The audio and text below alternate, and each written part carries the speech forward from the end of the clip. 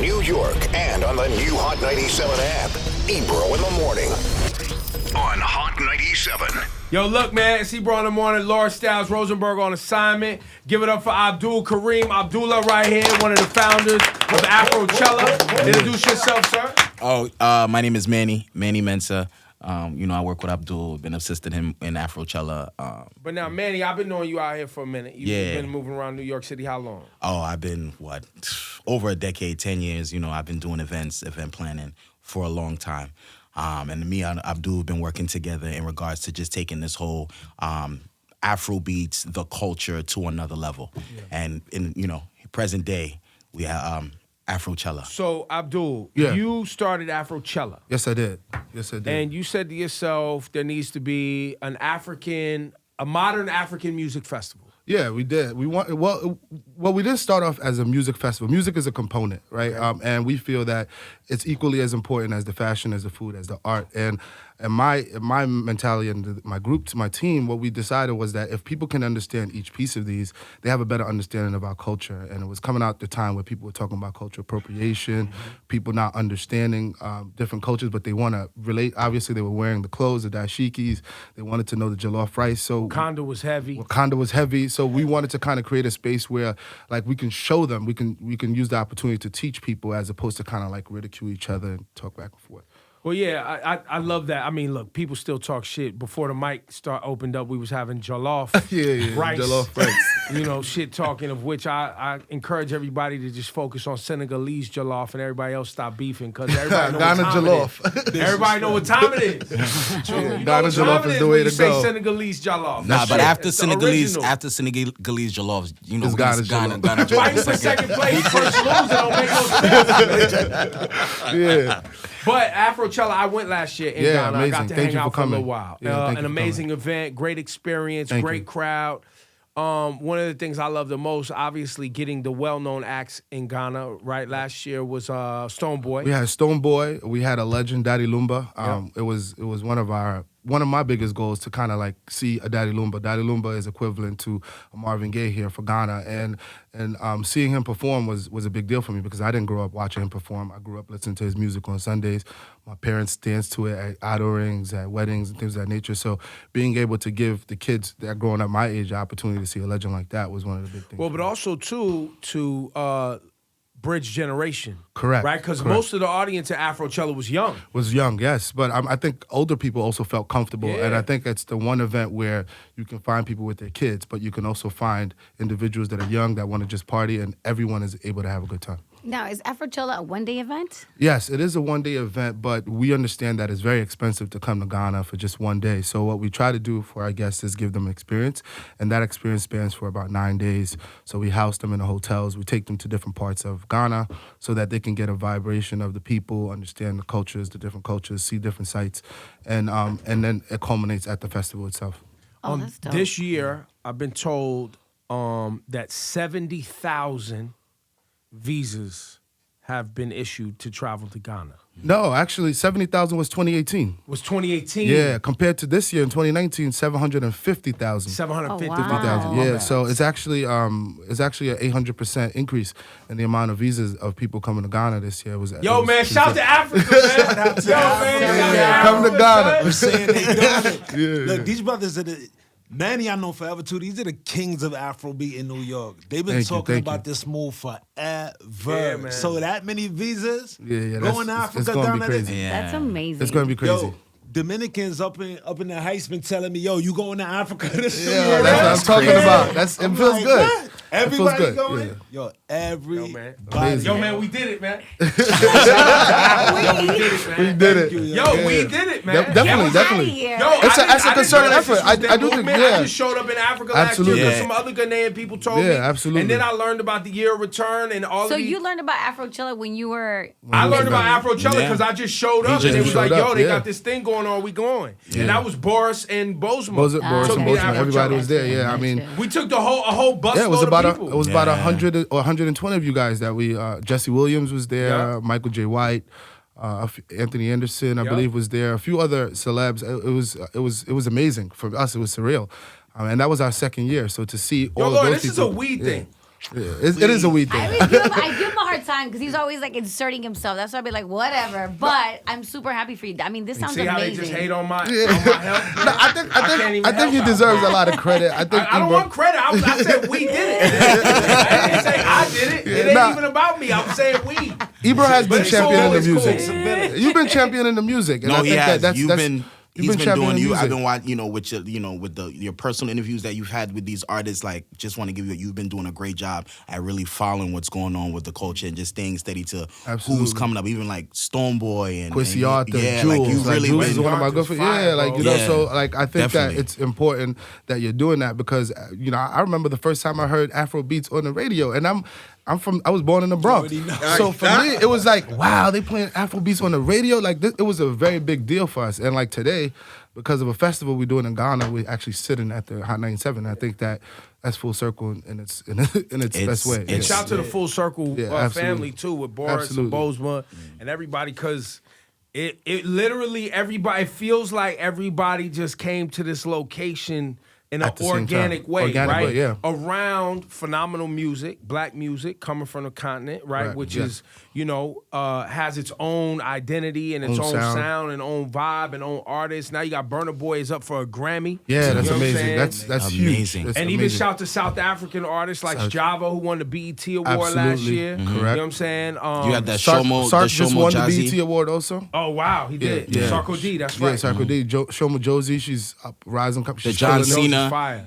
John Cena pulled up on the Kelly Clarkson show, and John Cena came, and that was great. Like, just seeing those things happen is just, it's surreal, but it's just like, for us, because us being, Africans, and a couple years ago, it's like it was being kind of being shunned to be an African, but now it's like straight up, there's be Africans honest. who did not embrace publicly, absolutely. And I think and now they didn't Well, understand why they like need to be BS prideful about it. too. Of You know what I course. mean? They would only show like the poorest parts of certain African countries and made people scared that it was super dangerous and it was the most ridiculous thing. But now I hear more young people wanting to travel and to learn more and to see more. Yeah, that's the New York Times actually did like a story about black people traveling in groups, and I think that's one of the best things that's happened for black people.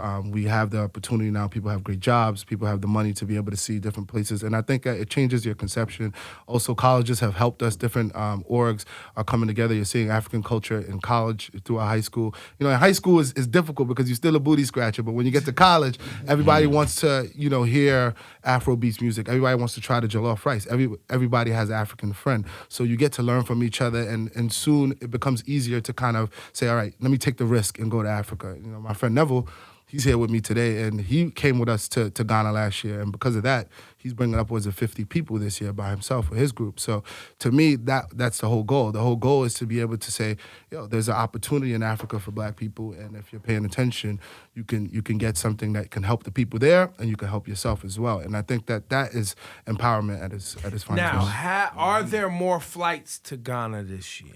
I think so, yeah. I know South African Airlines, one of our partners this year, South African Airlines, they actually have rerouted a lot of their flights from Dakar to Accra this year because of the increase in ticket sales of people that are going to Ghana and the request to get there. So, the airlines are definitely taxing people. That's for sure. It's scarce. The most I used to pay for tickets at Max was about $1,600, $1,700. But right now, the tickets are outrageous. And that's one of the things I just don't understand, because it's cheaper to go to China, which is about a 22-hour flight, than it is to go to Accra, which is about a 9-hour, 10-hour flight.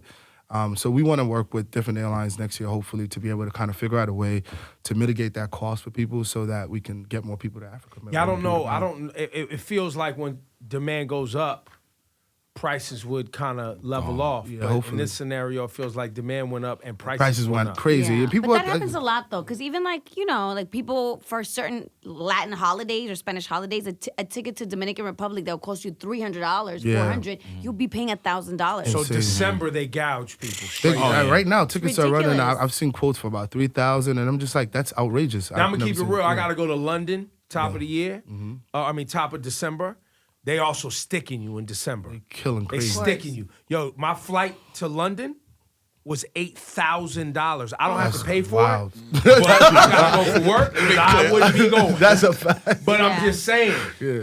Yeah, it's you know ridiculous. That's outrageous. That's so crazy. I wanted to kind of. I'm glad you said that because it does feel like now that black people want to get back to Africa, Africa, yeah, the feel flights like are getting you can't crazy. afford it. And the meals is not even that great in the economy. You're paying $3,000 for like a bun with cheese or something like that. Oh, yeah, you it's know? garbage. Yeah, it's garbage. So But I think just that one thing that's important though, because a lot of people are so scared and they feel like traveling is so expensive and unaffordable. Yes, you're gonna have to deal with the airline, right? Absolutely. But if you budget your stuff and you figure it out, buy things ahead of time, you can get a pretty decent price. But once you're there, I don't think people should get scared because things are not as expensive as you think. At all. It's And that's what we pretty tell I'm people. gonna tell y'all Definitely. something, fam.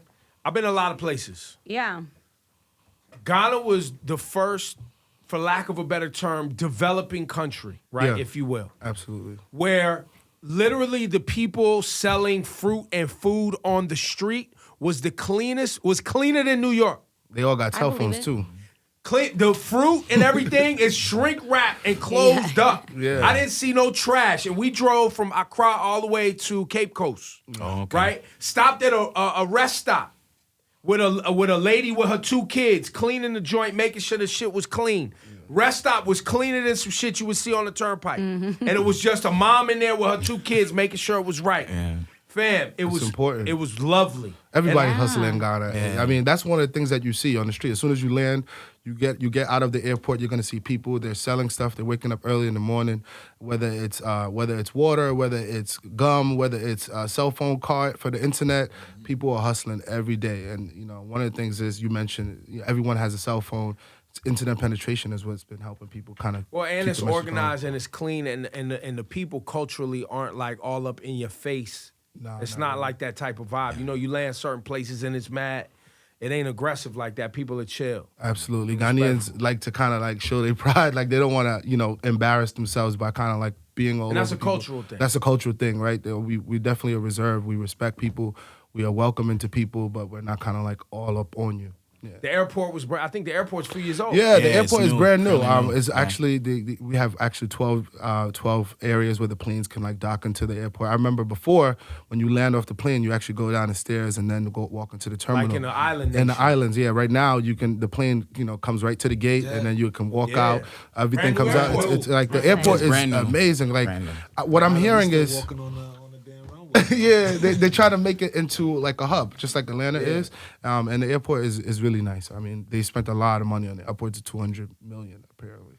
Well, look, man, Abdul, Manny, proud of you guys. Thank you so much. Now, who lived in the Bronx? I did. We both did. We both, Oh, you yeah, both- okay. we both lived in the Bronx. Yeah. And then, and so when you guys came up with the whole Afrochella concept, how many people was like, it'll never happen? Well, actually, I came up with the concept with my brother Kenny. Kenny, he's actually our partner. But then we have a group of 5 board members. Emmanuel is one of them also.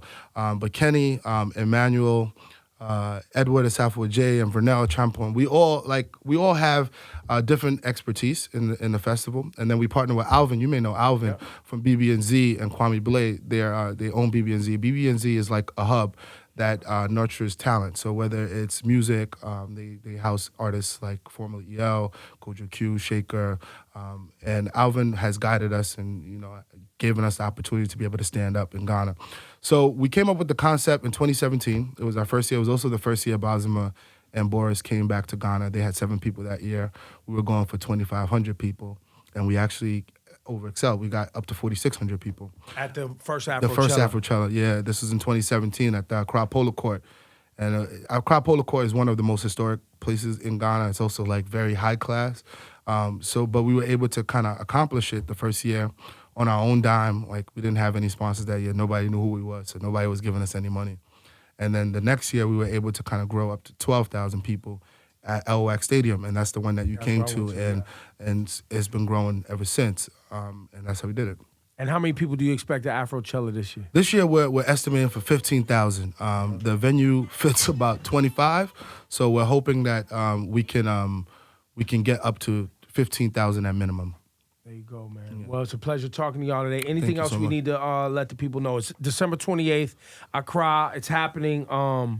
Afrochella.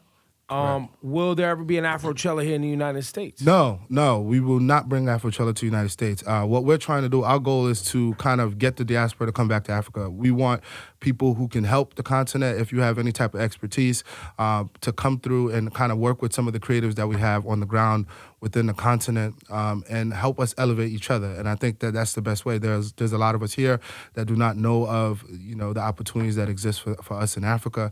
And I think that we want to be that vessel to kind of like encourage people to kind of come and see for yourself what is going on the continent, what exists, what is it that you can do to kind of elevate the people. I think for me, when I went back, I didn't realize we can do so much stuff with technology. Our first website was built in Ghana, coded in Ghana, managed in Ghana.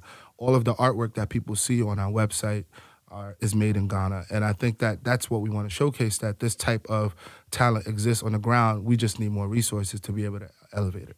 There it is, man. Afrochella. I'll be there December 28th in Accra. It's a pleasure sitting with y'all today, man. Thank you so much, Ebro. Thank you. Manny and Abdul.